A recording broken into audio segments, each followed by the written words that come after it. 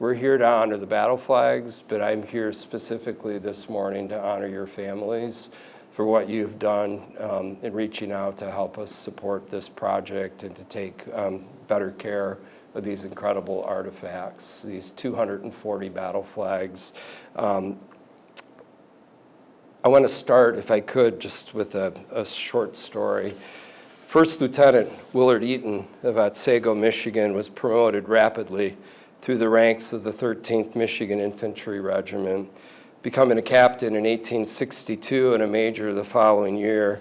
After the carnage of the Battle of Chickamauga, Georgia in September of 1863, where 3 of his color bearers were killed and over half of his regiment were listed as casualties, he wrote a letter to his niece, quote, "You speak of guarding the flag. Now I am aware that thousands of people have but little thought about a flag or that it is of any importance. Let such take the field and go forth to battle under a flag and bear it through the storm of death until half their number have fallen under its folds, and then they will be prepared to appreciate it." Not long after writing this, Eaton was promoted to colonel, leading his men again into the storm of death. He was killed in action March 19, 1865 at the Battle of Bentonville, North Carolina. March 19, 1865. 20 days later, Confederate General Robert E. Lee surrendered his army in Northern Virginia. To fight for 4 long years, as Colonel Eaton did, and then be killed only days before your deliverance from hell. 1 year later, the few surviving members of Eaton's regiment returned to Bentonville, disinterred the remains of their beloved colonel, and lovingly transported him home to Mountain Home Cemetery in Otsego, Michigan. The regimental flag that he spoke of in such admiring terms was there at his funeral in Otsego to serve as a final witness to his return and the burial of his earthly remains. His flag now resides with the other flags in our collection, as it should.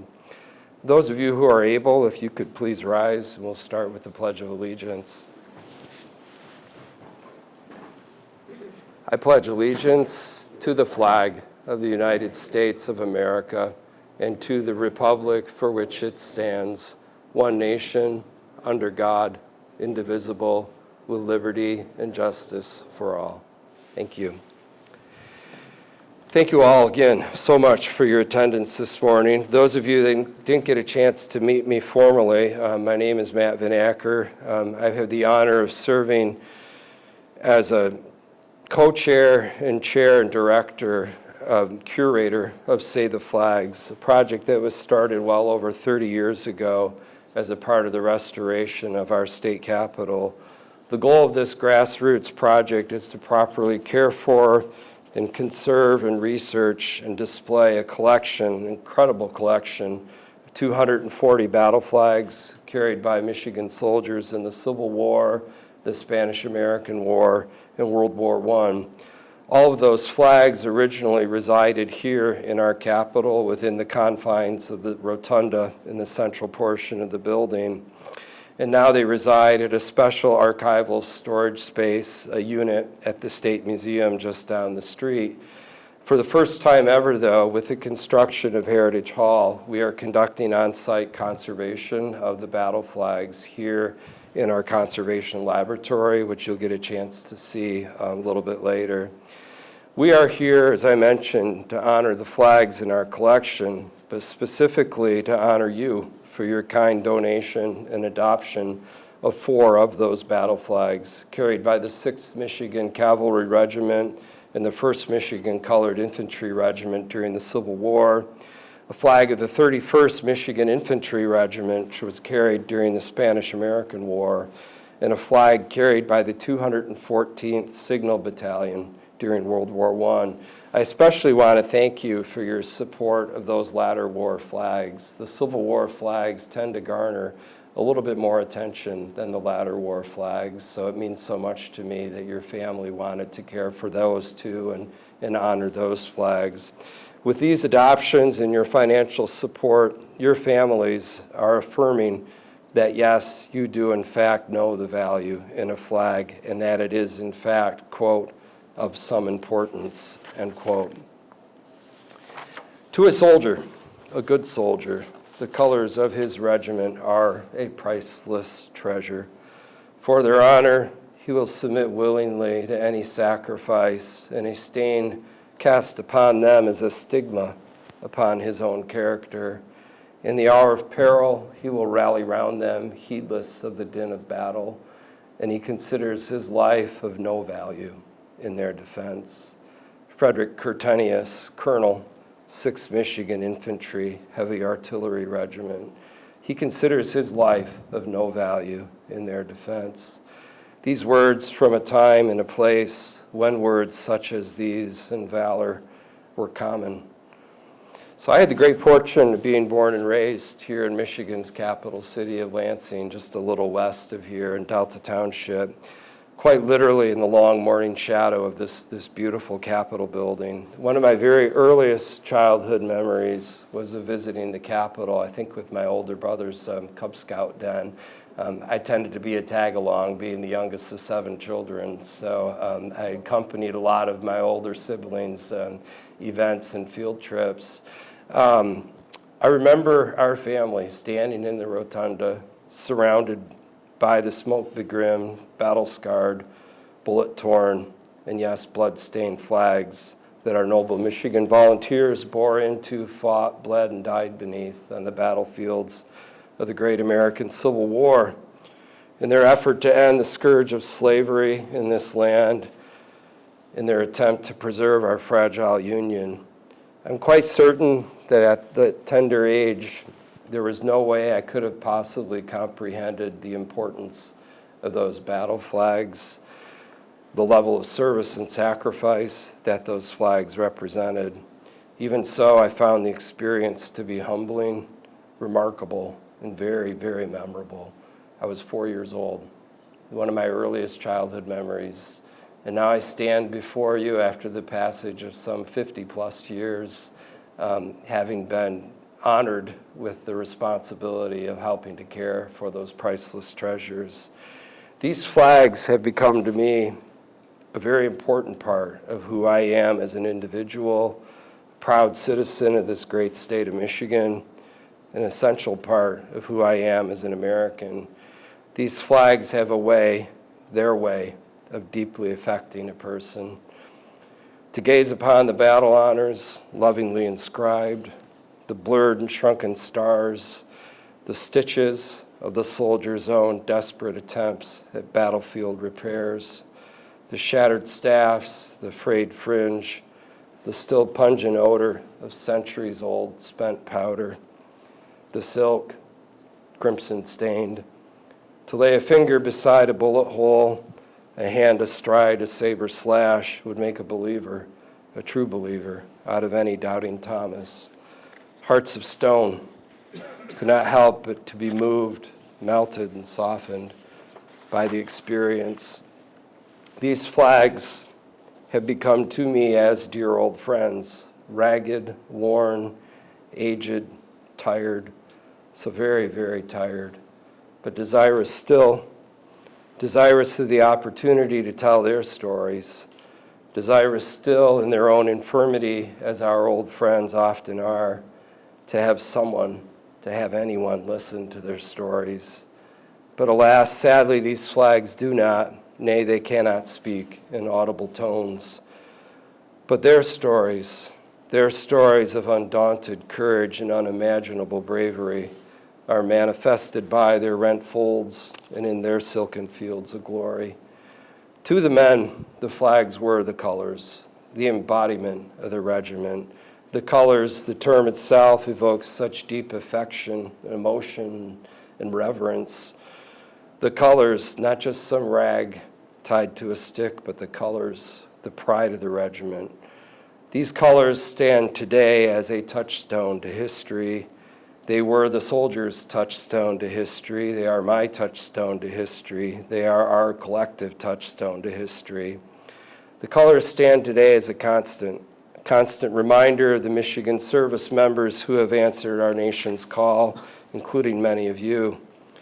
and those countless thousands who did not return, those whose bodies were laid in their blood-soaked uniforms in shallow, hastily dug graves across the battlefields of those wars. Let us not deceive ourselves for one moment. Many of them were mere babes, youngsters who left their homes and their hearth fires here in Michigan and fought and endured long, horrific years of combat. And those who were fortunate enough to return to those home fires, God sparing their lives, came back forever changed. Returned soldiers who I have no doubt were perpetually consumed and burdened by the guilt of the blood they had been forced to spill, burdened by the guilt of Cain for having slain his own brother, by the guilt of their mere, but yet their most audacious act of survival, while so many of the comrades of their youth perished round and about them in the struggle. They were determined, however, determined that what they had seen, what they had done, should actually mean something, that it should not be frittered away and wasted, that it should go towards building a state and a nation that was truly worthy of their service, a state and a new nation that was truly worthy of their sacrifice, a state and a nation that by God was truly worthy of the buckets of blood that had been spilled. These men were also determined that they should be remembered. And this was not some boastful or vainglorious attempt at immortality, but with the desire and the hope and the fervent prayer that the uselessness, the madness, the horrible utter brutality that is all war would never ever again be visited upon this nation, upon their progeny, their children or their children's children. And so it is with that hope that we proceed today. It is that hope that they not be forgotten, that you are fulfilling by helping us care for their treasured banners. By doing so, we are also keeping their memories alive, are we not? So I have a legislative tribute that's been specially prepared for your families that I would like, with your permission, would like to read to you and have you accept on behalf of the Save the Flags Project. If I could have those of you that are have been designated to accept these tributes come forward. The Sixth Michigan Cavalry, Tim Swartout and Sister Margaret Ann. The 1st Colored Infantry Regiment, Aaron Swartout. The 31st Michigan Volunteer Infantry, Dennis Swartout. And the 214th Field Signal Battalion, Company C, acceptance by Steve Swartout. Thank you. This is a special tribute from the state of Michigan. 6th Michigan Cavalry, the 1st Michigan Colored Infantry, the 31st Michigan Volunteer Infantry Regiment, the 214th Field Signal Battalion, Company C, and the Chapman, Malaney, and Swartout families. Let it be known that it is a tremendous honor and a great privilege to pay tribute to the Chapman, Malaney, and Swartout families for their adoption of 4 battle flags carried by the 6th Michigan Cavalry, the 1st Michigan Colored Infantry, the 31st Michigan Volunteer Infantry Regiment, and the 214th Field Signal Battalion, Company C, during the Civil War, the Spanish-American War, and World War I. Their donation will help ensure that historic battle flags carried by Michigan volunteers are appropriately preserved, researched, and displayed for future generations to learn from and to cherish. This adoption also honors the 301st Field Signal Battalion, the Cooper family, and Alma Cooper, a graduate of the United States Military Academy, Miss Michigan, and Miss USA. That's a first for us, by the way. The flags being adopted are part of the Michigan Capitol Battle Flag Collection, numbering 240 banners, including flags from the Civil War, the Spanish-American War, and World War I. As part of Save the Flags, a project to preserve the state's collection of historic battle flags, groups or individuals may adopt flags by contributing to their preservation. As our country commemorates the 250th anniversary of the United States Army and the eve of the semi-quincentennial of our nation, the Chapman, Malaney, and Swartout families are not only contributing to the preservation of battle flags, but they are also assisting in preserving an important part of Michigan and United States history. With this donation, the Swartout family is continuing a long tradition of support to state and country. Family members having served in the Army or its intelligence services continuously from the nation's founding until the present day. Captain Abraham Swartout served in the 3rd New York Regiment during the American Revolution. While under British siege at Fort Stanwix, New York, in the Mohawk Valley, Captain Swartout was credited with creating one of the first flags for the newly established nation, which Chris was kind enough to bring a replica of for our ceremony today over to my right. It's a beautiful flag.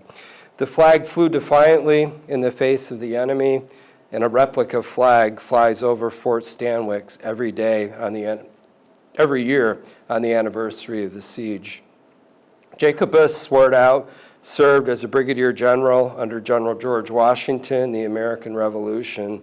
Thomas Swartout served in the Revolutionary War in the 1st Company of Rangers as military guard for the Continental Congress. John H. Swartout served in the 6th Michigan Cavalry during the Civil War. Organized at Grand Rapids in October of 1862, the 6th Michigan Cavalry became part of the famous Michigan Cavalry Brigade, composed of the 1st, 5th, 6th, and 7th Michigan Cavalry Regiments under the command of General George Armstrong Custer of Monroe, Michigan. At Gettysburg, they were ordered to charge the rebel cavalry. As they formed, Custer rode up and drawing his saber shouted, "Come on, you Wolverines." Historians have described this as one of the most desperate as well as brilliant charges of the war. On January 5th, 1864, the 1st Michigan Colored Infantry Regiment received their battle flag from the Colored Ladies' Aid Society in Detroit. Upon the flag was the painted inscription, "All men are born free and equal, to realize which we fight." I'm going to repeat that. Black Regiment from Michigan. All men are born free and equal, to realize which we fight. At the Battle of Honey Hill, South Carolina in December 1864, the regiment, quote, "sustained a charge from the enemy and charged in turn. In this affair and all others, they, quote, covered themselves in glory." The 214th Field Signal Battalion, formed in July of 1918 and trained at Camp Custer, Battle Creek, Michigan.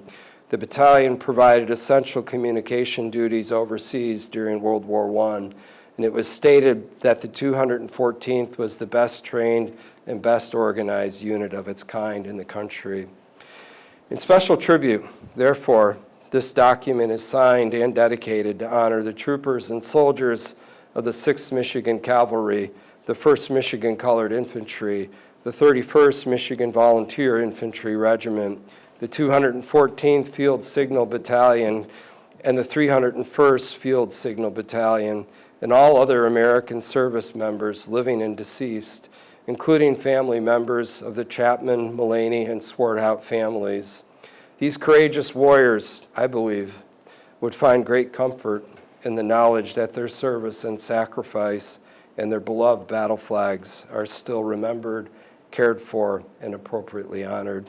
This is signed by the Honorable Garland Gilchrist II, Lieutenant Governor of the State of Michigan, and the Honorable Gretchen Whitmer, Governor of the State of Michigan, at the 103rd Legislature at Lansing, July 16, 2025.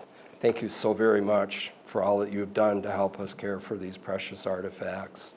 I'm going to present each of you. Thank you. Thank you. I have two more. I'm not sure who's getting them. There you are. Thank you all so very much. Do we want to have them accept the photographs too?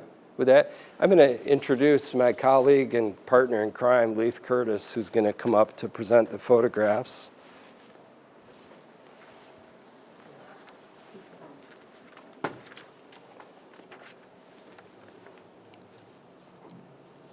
Good morning, everyone.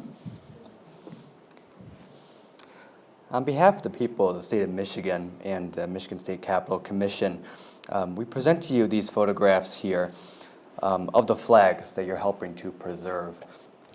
You're not just saving our flags here in our state capitol, you're saving history.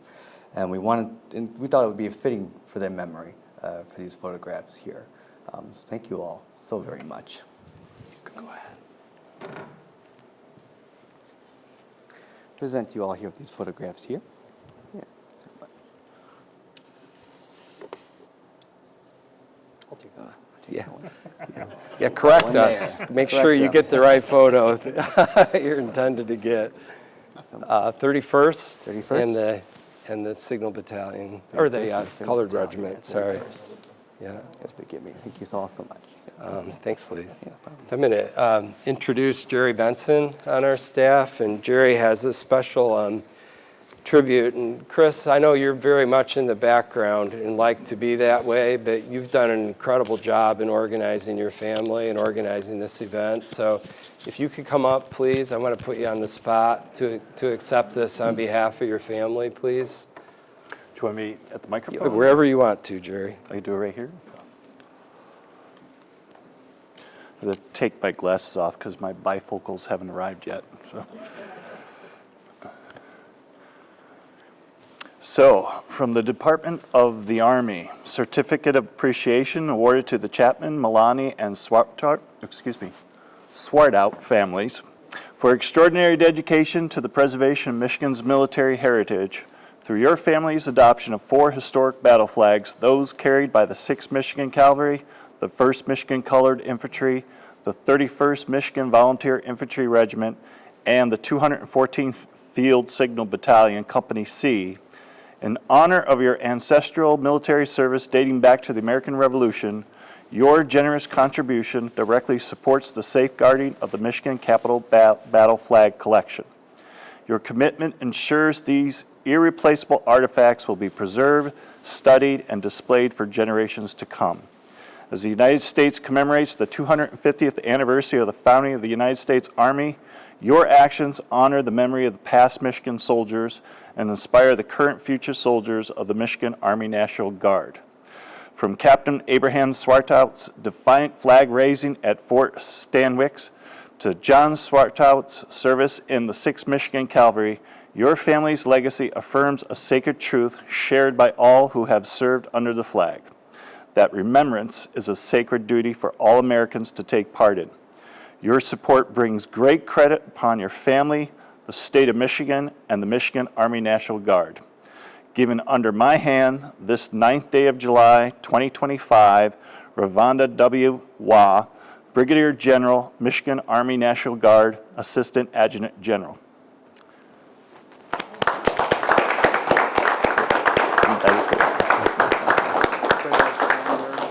Please, please do, Chris.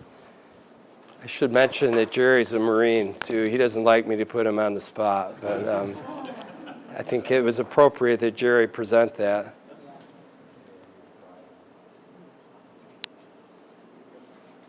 I think, should we have folks sit down, Chris, or do you, yeah, thank you.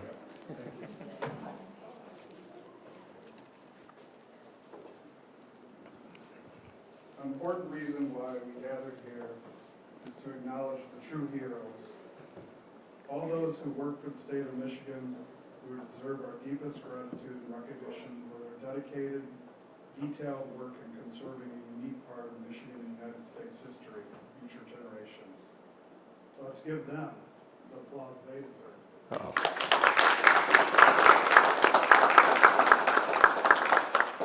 As an aside, on the heels of the Civil War, America then reflected on its journey towards unity, navigating the complexities of a divided nation during a time of social and political upheaval. Now, over a century later, we understand that there may be no perfect union, but our willingness to preserve through deep ideological differences is a testament to the resilience of our democracy. Today we unite in support of the men and women who have devoted their lives to service, demonstrating an enduring allegiance to our Constitution and our freedom, giving all of us something to root for. As a personal touch, my family knows me well enough to expect a bit of humor. And so at the end of this, we'll say, "Go Army, beat Navy!"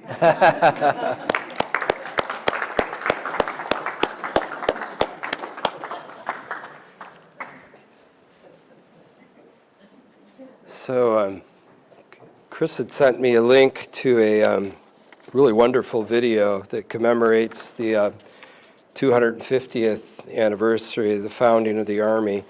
And then I have a really short video too I'd like to share with you. It's a bit of a teaser, if you will, for a full-length half-hour film that's been in production for a couple of years now on our Battle Flag project and on the collection.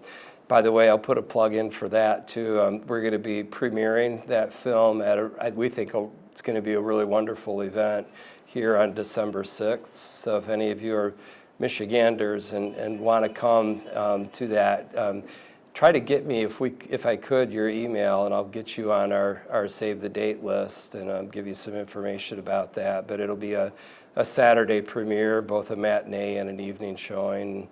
We're going to have free popcorn and pop.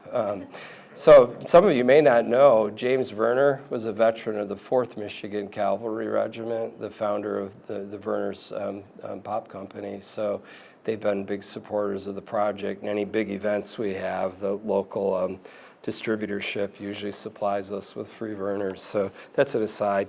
But let me click out of this, and then I'll turn the lights down, and we'll have you